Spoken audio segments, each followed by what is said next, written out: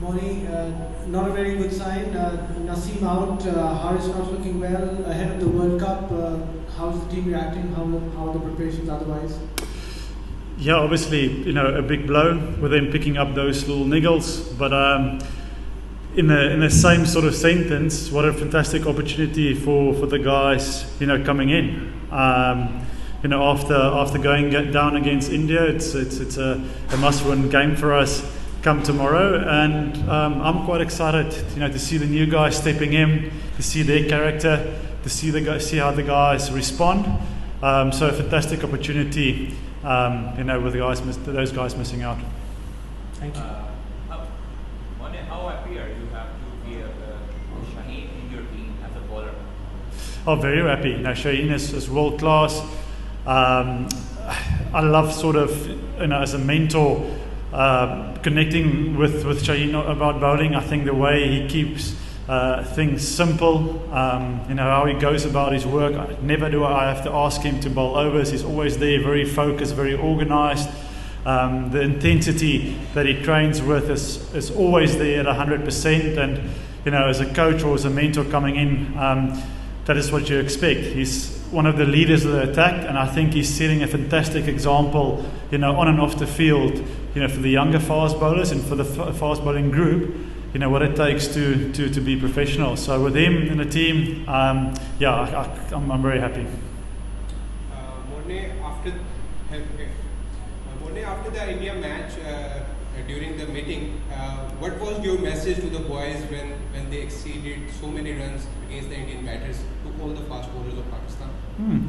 I think, after the Indian match, obviously we were bitterly disappointed. For me, it was very important for the bowlers first, after the match to do a bit of self-reflection. In terms of training, I thought we trained really well, we planned really well. Yes, our execution maybe on the day let us down in certain areas, but it is also the first time with me since I've joined the team that we had a bit of a bad night with the ball. And there's a couple of ways, a couple of things we can sort of discuss around that. But for me, it was most importantly, individually, go and reflect. Ask yourself the hard questions. Where did you go wrong? And then, as a team in a team meeting the next day, we discussed those areas. We talked about conditions. Credit must go to the Indian batters. I thought they played really well. Early on, they put us under pressure. And those are fantastic learnings for us. The more sort of learning, the more sort of tough situations I believe we can face before the World Cup and leading in the World Cup. That's brilliant. That's a fantastic learning experience for us as a bowling unit. We're going to grow from this and then come back stronger. Morning, will you agree that Shaheen Afridi is the best left-arm bowler in the world now? So if he breaks down or if he doesn't perform, how does it affect the Pakistan team? Yeah, I mean, he's, like we just said, he's world class. But luckily we've got a fantastic medical team and myself who monitor the bowling loads, and we daily check in with the guys on mental well-being. I don't think it's always just the physical stuff. I think it's important to always look at a bowler from a mental point of view. I experienced it for 12 years. There's always a lot of expectation in you as a fast bowler, and with him, leading the attack, that's also a thing that we need to talk about. So I'm big for that, is to check in with the bowlers, make sure physically, mentally, they're in good space to go, because they is sort of one of our golden eggs, and we want to protect and make sure everybody is fit and healthy and give them the best opportunity to go out and perform. But unfortunately, I know you guys have been covering the game for a long time. We can't control injuries. Injuries are part and parcel of the game. Would you tell us a bit about Zaman Khan, who was coming for Naseem Shah? I think he's one of the best young talents coming out of Pakistan. I agree with you. That's why I'm super excited to see Zaman for the first time this afternoon. I've obviously followed a little bit on PSL. And what I saw sort of on TV while I was in Australia. But we're about to have our first net this afternoon or tonight. So I think it's important, from us to sort of find his feet.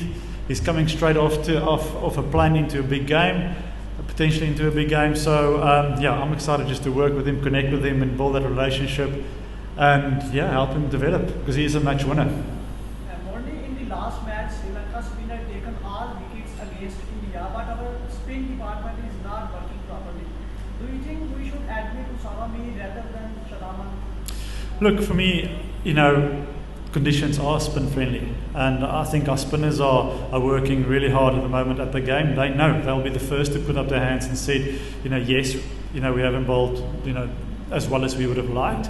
But they're all match winners. They're all experienced players. They know how to make comebacks, and big players make big plays in important games. And you know, we've got 2 important games coming up. You know, in a semi-final, potential in the final. And again, you know, I would like to see these guys, you know, to see their character. We're definitely in the right direction in terms of talking game plans and stuff like that. It's just putting the package together. And that's going to come over time. So let's just be patient with that. They are world class, and I'm no doubt they will perform. All right, last question. Morne, in the couple of practice sessions that we saw, we spotted you kind of running in full tilt, bowling back of legs, lower ones, especially to Mohammad Rizwan. Yeah. And also like in a fun manner, kind of sledging him. So I have 2 parts to this. Number one, how like you retired from their character. We're definitely in the right direction in terms of talking game plans and stuff like that. It's just putting the package together, and that's going to come over time. So let's just be patient with that. They are world class, and I'm no doubt they will perform. All right, last question.